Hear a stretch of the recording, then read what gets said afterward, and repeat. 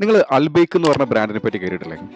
നമ്മുടെ basically KFC, Chicking ഒക്കെ പോലത്തെ പ്രൊഡക്ട്സ് ആണ് ഇവരുടെ പ്രൊഡക്ട്സും. സൗദി അറേബ്യ ബേസ്ഡ് ആണ് ഇവരുടെ എല്ലാ ഔട്ട്ലെറ്റ്സും തന്നെ. റീസെന്റ് അവർ UAE മാർക്കറ്റ്സിലോട്ട് അവർ വന്നിട്ടുണ്ട്. എനിക്ക് ഈ മസ്ജിദുൽ ഹറം മക്കയിലുള്ള മസ്ജിദിന്റെ അടുത്തുള്ള ഒരു അൽബേക്കിൽ എനിക്ക് പോകാൻ പറ്റി. അവിടെ ചെന്നപ്പോൾ ഞാൻ ഞെട്ടിപ്പോയ ഒരു സംഭവം എന്ന് പറയുന്നത്, നമ്മൾ ഈ പണ്ട് മൂവി ടിക്കറ്റ്സ് എടുക്കാൻ വേണ്ടി ഇങ്ങനെ ക്യൂ നിൽക്കുന്ന ഒരു സിനാരിയോ ഉണ്ടല്ലോ. അതായത് നമ്മളിങ്ങനെ കമ്പികളൊക്കെ വെച്ച് ഇങ്ങനെ തിരിച്ചിട്ട് നമ്മൾ ഇങ്ങനെ ക്യൂ നിന്നിട്ട് പോയി ടിക്കറ്റ്സ് എടുത്ത് പോകുന്ന ഒരു കാലം നമുക്കുണ്ടായിരുന്നല്ലോ. അതേപോലെയാണ് ഈ അൽബേക്കിന്റെ ഔട്ട്ലെറ്റിൽ ചെന്നപ്പോൾ ഞാൻ കണ്ടത് ഭയങ്കര വലിയ ക്യൂ. അന്വേഷിച്ചപ്പോൾ എനിക്ക് മനസ്സിലാക്കാൻ പറ്റിയത് അൽബേക്കിന്റെ എല്ലാ ഔട്ട്ലെറ്റ്സിന്റെയും അവസ്ഥ ഇത് തന്നെയാണ്. മാത്രമല്ല, നമ്മൾ ഈ ബ്ലാക്കിൽ ടിക്കറ്റ്സ് ഒക്കെ സെല് ചെയ്യുന്ന പോലത്തെ ഒരു ആക്ടിവിറ്റിയില്ലേ, ഇവിടെ ചില ആൾക്കാർ ഈ ക്യൂവിൽ ഇങ്ങനെ കഷ്ടപ്പെട്ട് നിന്ന് സാധനം വാങ്ങിയിട്ട് ഈ പുറത്തൂടെ പോകുന്ന കാറുകൾ, സ്ലോ ചെയ്യുന്ന കാറുകൾക്ക് ഇവരൊരു ഹയർ പ്രൈസിന് ഈ സാധനം സെല് ചെയ്ത് ഒരു സൈഡ് ഹസിൽ പോലെയോ ഒരു മെയിൻ ഇൻകം സ്ട്രീം പോലെയോ ഒക്കെ ആൾക്കാർ ചെയ്യുന്നുണ്ട്.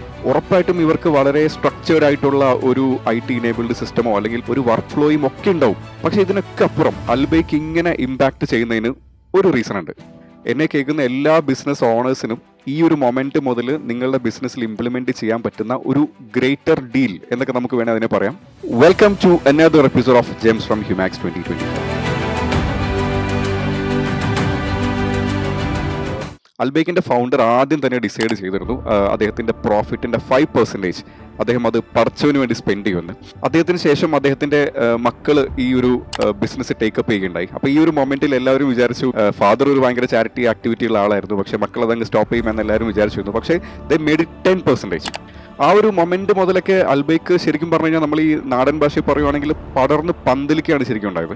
ഇവിടെ ഒരു ഡൗട്ടും ഇല്ല, നമുക്ക് പറയാം ഇവിടെ പടച്ചോനെ അവരുടെ ഒരു ബിസിനസ് പാർട്ട്ണർ ആക്കി മാറ്റിയിട്ടുണ്ട്. ബേസിക്കലി പരിശുദ്ധ ഖുർആനിൽ പടച്ചോൻ പറയുന്നുണ്ട്, പടച്ചോൻ ആരാണോ ഒരു ലോൺ കൊടുക്കുക അല്ലെങ്കിൽ ഒരു കടം കൊടുക്കുക, അവർക്കത് പടച്ചോൻ ഒരു മൾട്ടിപ്പിൾ ഫോൾഡുകളായിട്ട് തിരിച്ചു കൊടുക്കും. ശരിക്കും ഒരു ലോൺ അല്ലെങ്കിൽ കടം എന്നൊക്കെ പറഞ്ഞാൽ എന്താണ്, നമുക്ക് എന്താണെങ്കിലും തിരിച്ചു കിട്ടാൻ പോകുന്നത്. ഇപ്പം ഞാൻ ഒരാൾക്കൊരു കുറച്ച് കാശ് കടം കൊടുത്തു കഴിഞ്ഞാൽ നമ്മൾ we will fall in an agreement, like ഇതെനിക്ക് തിരിച്ചു തരും, ഇന്ന സമയത്ത് എനിക്ക് തിരിച്ചു തരും എന്ന് പറഞ്ഞിട്ട് നമ്മളൊരു എഗ്രിമെന്റ് ബൗണ്ടഡ് ആയിരിക്കും. ലോൺ അല്ലെങ്കിൽ കടം അങ്ങനത്തെ ഒരു വേർഡാണ് പടച്ചോൻ ശരിക്കും അവിടെ ഉപയോഗിച്ചിട്ടുള്ളത്. ശരിക്കും ഇവിടെ ഈ പറയുന്ന ലോണും കടവും ഒക്കെ എന്താണ്? It's charity. നമ്മളൊരു ചാരിറ്റി കൊടുക്കുകയാണെങ്കിൽ പടച്ചോൻ പറയുന്നത് ഇറ്റ്സ് ലൈക്ക് എ ലോൺ അല്ലെങ്കിൽ ഒരു കടം പോലെയാണ് കാര്യങ്ങൾ. Which is Allah will give it back multiple folds. ഒരു ബിസിനസ് ഓണറെ സംബന്ധിച്ച് ഇതിനപ്പുറം എന്ത് വേണം?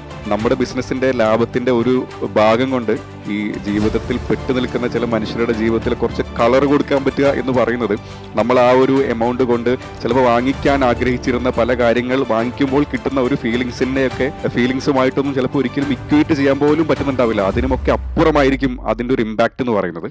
ഹ്യൂമാക്സ് 2024 ആ ഒരു ഡേ ആക്ച്വലി വളരെ സ്മൂത്ത് ആയിട്ട് ഇവരുടെ ഇങ്ങനെ സെഷൻസ് ഇങ്ങനെ വന്ന് ഇങ്ങനെ പോയിക്കൊണ്ടിരിക്കുമായിരുന്നു, വളരെ സ്മൂത്ത് ആയിട്ട് പോയിക്കൊണ്ടിരിക്കും. പക്ഷെ അതിന്റെ അവസാനത്തെ 15 മിനിറ്റ് ആണ് ശരിക്കും the moment of the day എന്ന് ശരിക്കും നമുക്ക് പറയാൻ പറ്റാം. ലാസ്റ്റ് 15 മിനിറ്റ്സിൽ റിയാസറും സെൻസിയും കൂടെ ഒരു വീഡിയോ വഴി ഒരു അനൗൺസ്മെന്റ് തന്നു. അതായത് ഈ ഒരു ഇവന്റിന് വേണ്ടി ഇവർ കളക്ട് ചെയ്ത ഫുൾ ടിക്കറ്റിന്റെ എമൗണ്ടും പീസ് വാലി ഫൗണ്ടേഷന് വേണ്ടിയിട്ട് ഇവർ കൊടുക്കുകയാണെന്ന് പറഞ്ഞിട്ട്, ആർക്കും വേണ്ടാത്ത കുറെ മനുഷ്യരെ പൊന്നുപോലെ നോക്കുന്ന ചില മാജിക്കൽ പേഴ്സണാലിറ്റീസ് ഉള്ള ഒരു സ്ഥലമാണ് പീസ് വാലി എന്ന് പറയുന്നത്. നിങ്ങൾക്ക് ഓൾറെഡി അറിയായിരിക്കും പീസ് വാലിയെ സംബന്ധിച്ചിട്ട്. നമ്മളോടൊക്കെ ഒരു 5000 രൂപ പീസ് വാലിക്ക് ഡൊണേറ്റ് ചെയ്യണം എന്ന് പറഞ്ഞ് ആരെങ്കിലും അപ്രോച്ച് ചെയ്ത് കഴിഞ്ഞാൽ നമ്മൾ ഡെഫിനറ്റ്ലി അത് ചെയ്യുന്നുണ്ടാവില്ല.